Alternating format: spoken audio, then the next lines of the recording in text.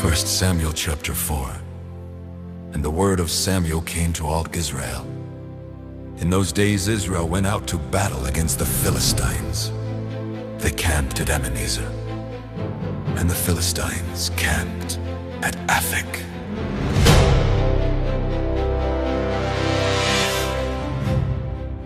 The Philistines grew up their lines against Israel. As the battle spread, Israel was defeated, and about 4,000 men fell on the battlefield. When the soldiers returned to camp, the elders of Israel said, "Why did the Lord bring defeat on us today before the Philistines? Let us bring the ark of the covenant of the Lord from Shiloh, so that he may go with us and save us from the hand of our enemies." So the people sent to Shiloh and brought back the ark of the covenant of the Lord of heaven's armies, who is enthroned between the cherubim, and the two sons of Eli, Hophni and Phinehas, were there with the ark of the covenant of God. When the ark of the Lord's covenant came into the camp, all Israel gave such a great shout that the ground shook.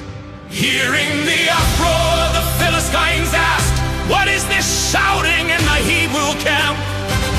When they learned that the ark of the Lord had come into the camp, the Philistines were afraid. "God has come into the camp," they said. "Woe to us! Nothing like this has happened before. Woe to us! Who will deliver us from the hand of these mighty gods? These are the gods who struck the Egyptians with all kinds of plagues in the wilderness. Be strong, Philistines!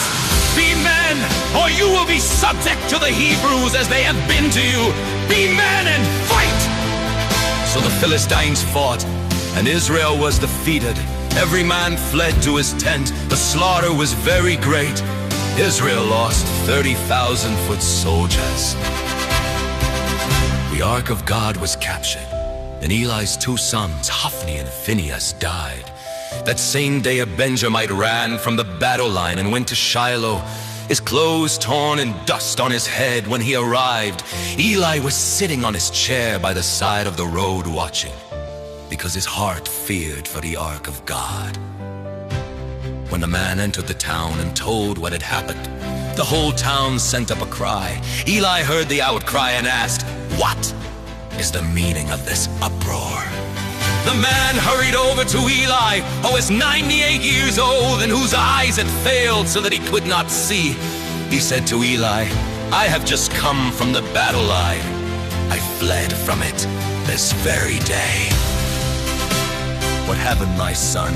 Eli asked. The man who brought the news replied, "Israel fled before the Philistines, and the army has suffered heavy losses. Your two sons, Hophni and Phinehas, are dead, and the ark of God has been captured."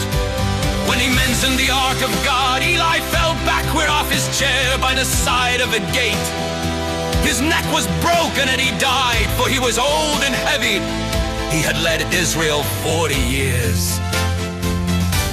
His daughter-in-law, the wife of Phinehas, was pregnant and near the time of delivery when she heard the news that the ark of God had been captured and that her father-in-law and her husband were dead.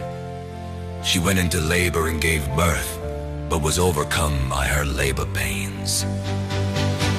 As she was dying, the women attending her said, "Do not despair, you have given birth to a son." But she did not respond or pay any attention. She named the boy Ichabod, saying, "The glory has departed from Israel because of the capture of the ark of God and the deaths of her father-in-law and her husband." She said, "The glory has departed from Israel, for the ark of God